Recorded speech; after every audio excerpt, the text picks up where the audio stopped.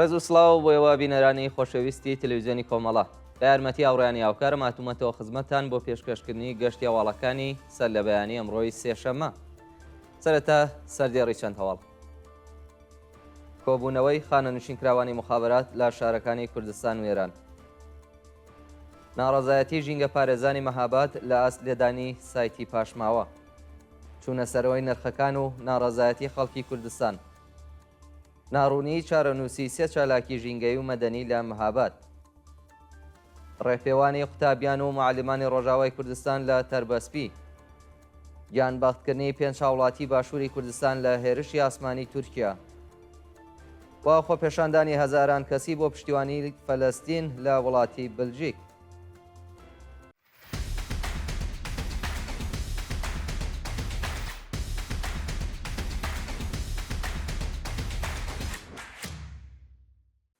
کۆبوونەوەی خانە نشینکراوانی مخابرات لە شارەکانی کوردستان و ئێران.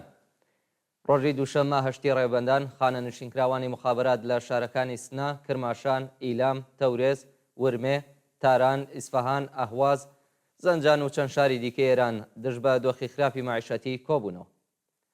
خانە نشینکراوانی مخابرات لە کۆبوونەوەکانیاندا خوازیاری زیادکردنی هەڵدەست بە پێی ڕێژەی هەڵاوسان، دابینکردنی بیمەی دەرمانی، بەکردەوە دەراتنی گەڵاڵەی هاوسانسازی، پێدانی مەزایای خانە نشینی و هەروەها چاکسازی لە ژیان و مەعیشەتیان.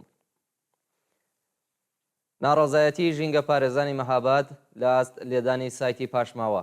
ڕۆژی دووشەممە هەشتی ڕێبەندان کۆمەڵێک لە ژینگە پارێزانی مەهاباد لە ئاست لێدانی سایتی فڕێدانی زبڵ و پاشماوە لە نێوان ئەو شارە و میاندووە و ناڕەزایەتیان دەربڕی. بە وتەی ژینگە دۆستان، لێدانی ئەو سایتە دەبێتە هۆی لە ناوچوونی زەوی کەشاوەرزی، پیسبوونی ئاوی ژێرزەوی و چۆڵبوونی لانیکەم 6 پارچە ئاوایی. ناڕازیان داوا لە خەڵکی شارەکانی مەهاباد و میاندواو دەکەن لە ئاست لە ناوبردنی ژینگە بێدەنگ نەبن و ڕێگە نەدەن کۆماری ئیسلامی سروشتی ناوچەکە تێک بدات. چوونە سەرەوەی نرخەکان و ناڕەزایەتی خەڵکی کوردستان. بە وتەی ئاو نیشتمانیان نرخی سێفزەمینی و پیاز بە ڕادەیەکی بەرچاو زیادی کردووە و چینی هەژاری کۆمەلگا توانای کڕینی ئەو دوو مادە سەرەکیە خۆراکیان نییە. بە پێی زانیاریەکان نرخی هەر کیلۆ سێفزەمینی بۆ 47,000 و نرخی پیاز بۆ 40,000 تمەن هەڵکشاوە. گرانبوونی نرخی ئەو دوو مادە خۆراکیە لە حاڵێکدایە کە نرخی نان و شیرەمەنی بە تازەی چۆتە سەرەوە و چینی هەژاری کۆمەلگا بەهۆی گرانی توانای کڕینی گۆشت، میوە و ڕۆنی خۆراکی نەماوە. لەلایەکی دیکە و دوکاندارانیش لە ژێرگوشاردان و بەهۆی مانەوە و خراپبوونی مادە خۆراکیەکان بەردەوام زیان دەکەن. چالاکانی مەدەنی داوا لە خەڵک دەکەن بێدەنگی بشکێنن و چیترە و بارودۆخە نالەبارە تەحمل نەکەن. ناڕوونی چارەنووسی سێ چالاکی ژینگەی و مەدەنی لە شاری مەهاباد. بە پێی راپۆرتی ڕێکخراوەکانی مافی مرۆڤ، چارەنووسی سێ چالاکی ژینگەی و مەدەنی خەڵکی مەهاباد بە ناوەکانی کەماڵ مەسعودی تەمەن 43 ساڵ، قادر خەرامانفەر تەمەن 52 ساڵ و جەلال سەدەفی تەمەن 43 ساڵ بەداوای لێبنەوە 44 ساڵ پاش 50 ڕۆژ بەندکران بە ناڕوونی ماوەتەوە. ڕۆژی 24 سەرماوەزی ئەم ساڵ ئەو سێ چالاکە مەدەنیە لەلایەن ناوەندە ئەمنیەتیەکانەوە دەست بەسەر و بۆ لێپرسینەوە ڕەوانەی گرتوخانەی تلعاتی ورمێ کراون. بە وتەی سەرچاوەکانی هەواڵ، ماوەی بەندکرانی و هاوڵاتیانە تاکو دێ ڕێبەندانی ئەم ساڵ درێژ کراوەتەوە. ڕێپێوانی قوتابیان و معلمانی ڕۆژاوای کوردستان لە تەربەسپی. قوتابیان و معلمانی شاری تەربەسپی لە ڕۆژاوای کوردستان ڕۆژی دووشەممە هەشتی ڕێبەندان دژ بە داگیرکاریەکان و هێرشەکانی تورکیا بەسەر کۆبانی و منبج خۆپێشاندانیان کرد. قوتابیان و معلمانی ڕۆژاوای کوردستان بە بەدەستەوەگرتنی وێنەی گیانبەختکردووانی هێرشەکانی تورکیا، خوازیاری کۆتایی هێنان بە داگیرکاری دەوڵەتی تورکیا و ڕێگری لە ژێنۆسایدی خەڵکی و بەشەی کوردستان بوون. معلمان داوایان لە کۆمەلگای جیهانی کرد بێدەنگ نەبن و ڕێگە لە هێرشەکانی تورکیا و گروپە جیهادیەکانی سەر بە وڵاتە بۆ سەر منبج و کۆبانی بگرن. گیانبەختکردنی پێنج هاوڵاتی باشووری کوردستان لە هێرشی ئاسمانی تورکیا. ڕۆژی دووشەممە هەشتی ڕێبەندان دوو ژن و پیاوی هاوژین لە ئاکرێ و سێ کەسی مەدەنیش لە ڕانیا لە هێرشی فڕۆکەی جەنگی تورکیا گیانیان بەخت کرد. بە پێی زانیاریەکان یەکەم هێرش لە گوندی شەهێ سەر بە ناوچەی دینارتەی سەر بە قەزای ئاکرێ ئەنجام درراوە. فڕۆکەی جەنگی تورکیا خانووی دوو هاوژینی ئاژەڵداری کردوتە ئامانج و هەردووکیان بەداخەوە گیانیان لەدەستداوە. هێرشی دووهەم لە ڕانیە ڕوویداوە و فڕۆکەی تورکیا ئۆتۆمبیلێکی کردوتە ئامانج و لە ئاکامی و هێرشەدا 3 کەس گیانیان بەخت کردو. کۆبوونەوەی کرێکارانی ئەرکان سالس لە بوشێر. ڕۆژی دووشەممە هەشتی ڕێبەندان کرێکارانی ئەرکان سالس شاغڵ لە شرکەتی پاڵاوتنی گازی فەجریجەم بۆ جارێکی دیکە دەشت بە نەدانی داخوازیەکانیان کۆبوونەوە. کرێکارانی ئەرکان سالس خوازیاری پێدانی داخوازیە دواخراوەکان، زیادکردنی هەغداز بە پێی ڕێژەی هەڵاوسان وەلانانی جیاوازی، دابینکردنی بیمەی دەرمانی و ئیمکاناتی ڕفاهی، لابردنی پەیمانکار، بەکردەوە دەراتنی گەڵاڵەی ڕیزبەندی پیشەکان، بەڕێوەچوونی یاسای 14 ڕۆژکار 14 ڕۆژ پشودان، لابردنی باز لەسەر حەقدەستەکان و کۆتایهێنان بە دەستێوەردانەکانی دەوڵەت لە سندوقی خانەنشینی کرێکارانی نەوت، گاز و پێترۆشیمی بوو. خۆپێشاندانی کەشاوەردان لە فەلەکەی خۆراسگانی ئیسفەهان. ڕۆژی دووشەممە هەشتی ڕێبەندان کەشاوەرزای ناڕازی بۆ جارێکی دیکە لە فەلەکەی خۆراسگانی ئیسفەهان کۆبوونەوە و خوازیاری ئازادی جوتیارانی بەندکراو بوون.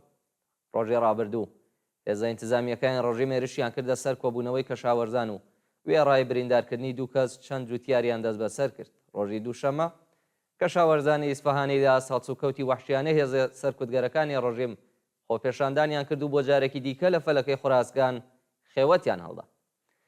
شایانی باسە کە ماوەی چەند مانگە کەشاوەرزانی ئیسفەهانی داوای حەقاوەی زایندە ڕوود دەکەن و لەو ماوەیەدا هیچ بەرپرسێکی ڕژیم بایەخی بە داواکاریەکەیان نەداوە. سەپاندنی سزای زیندان بەسەر دوو شارۆمەندی بەهایی لە ئیسفەهان. ڕۆژی دووشەممە هەشتی ڕێبەندان دادگای ئینقلابی ئیسفەهان دوو هاوژینی بەهایی خەڵکی ئیسفەهانی بە 6 ساڵ و 6 مانگ زیندان مەحکوم کرد. بەپێی زانیاریەکان شەرارە ڕۆحانی لەلایەن لقیەکی دادگای ئینقلابی ئیسفەهانەوە بە تۆمەتی هاندانی خەڵک بۆ توندوتیژی بە 5 ساڵ زیندان و بە تۆمەتی تەبلیغ دژی نزام بە 1 ساڵ زیندانی تازیری مەحکوم کراوە. هەروەها فەڕۆخ عنایەتی هاوژینی شەرارە بە بیانووی بڵاوکردنی بابەت لە تۆڕە کۆمەڵایەتیەکان بە تۆمەتی تەبلیغ دژی نزام بە 6 مانگ زیندان سزادراوە. جێگای ئاماژەیە کە ئەو شارۆمەندە ساڵی ڕابردووش جارێک دەست بەسەر و دواتر بە دانانی وەسیقە ئازاد کرابوو. لە سێدارەدانی دوو بەندکراو لە زیندانەکانی ڕەشت و مەلایر. ڕۆژانی شەممە و یەکشەممە 6 و 7 ڕێبەندان حکمی ئەعدامی دوو بەندکراو بە تۆمەتی کوشتنی بەئەنقەست و پەیوەندیدار بە مادەی هۆشبەر لە زیندانەکانی ڕەشت و مەلایر جێبەجێ کراوە. بەپێی راپۆرتی کانونی مافی مرۆڤی ئێران بەندکراوێک بە ناوی حوجەت پەناهی تەمەن 38 ساڵ بە تۆمەتی کوشتنی بەئەنقەست لە زیندانی لاکانی ڕەش لە سێدارە درراوە. لە زیندانی مەلایر بەندکراوێکی دیکە بە ناوی حەمید جەهانگیری تەمەن 36 ساڵ بە تۆمەتی پەیوەندیدار بە مادەی هۆشبەر ئەعدام کراوە. مانگرتن لە خواردنی خەشایار سپیدی لە زیندانی ئێڤین. ڕۆژی دووشەممە هەشتی ڕێبەندان خەشایار سپیدی بەندکراوی سیاسی ڕاگیراو لە زیندانی ئێڤین دژ بە گواستنەوەی مێهدی حەسەنی و بێهروز ئێحسانی بۆ زیندانی قزل حەسار و ئەگەری لە سێدارەدانیان مانی لە خواردن گرت. بە پێی زانیاریەکان هاوکات لەگەڵ دەستپێکی مانگرتنی خەشایار سپیدی بەندکراوی سیاسی ڕاگیراو لە بەندی چواری زیندانی ئێڤین دژ بە کۆماری ئیسلامی دروشتیان بەرز کردوێتەوە و خوازیاری هەڵوەشانەوەی حکمی ئەعدامی حەسەن ببورن مێهدی حەسەنی و بێهروز ئێحسانی بوون. شانی باسە کە دوو بەندکراوە ڕەوانەی بەشی ئەمنیەتی زیندانی قزل حەسار کە شوێنی ڕاگرتنی بەندکراوانی مەحکوم بە ئێعدامە کراون واگەری هەیە بە نهێنی لە سێدارە بدرێن. وا دوایین هەواڵمان سەبارەتە بە خۆپێشاندانی هەزاران کەسی بۆ پشتیوانی فەلەستین لە وڵاتی بلژیک. ڕۆژی دووشەممە هەشتی ڕێبەندان هەزاران چالاکی کرێکاری سیاسی و مەدەنی لە بڕۆکسێلی پایتەختی بلژیک بە ڕێپێوان لەسەر شەقامەکانی ئەو شارە پشتیوانی خۆیان لە خەڵکی فلستین ڕاگەیان. بەپێی راپۆرتەکان هاوپەیمانیەک لە 6 گروپ لەوانە ئەنجومەنی بلژیک فەلەستین، کۆلێکتیڤی فەلەستاینی بەیتۆنا، ڕێکخراوە کرێکاریەکانی بلژیک، بزوتنەوەی کرێکارانی مەسیحی و یەکێتی یەهودیەکانی پێشڕەوی بلژیک ئەو ڕێپێوانەیان ڕێخستووە و کاروانی کوردان بە ڕێبەرایەتی کۆمیتەی پاڵپشتی لە ڕۆژاوا پەیوەست بەو چالاکیە بوون. بەشداربوانی ئەو ڕێپێوانە خوازیاری کۆتایی هێنان بە شەڕ و داگیرکاری لە غەزە و ڕۆژاوای کوردستان بوون و دژ بە دەوڵەتە فاشیستەکانی ئیسرائیل و تورکیا دروشمیان بەرز کردوێتەوە. بینەرانی خۆشەویست گەشتی هەواڵەکانی ئەمڕۆتان پێشکەش کرا. کات و ساتێکی خۆش بۆ هەموو لایەک.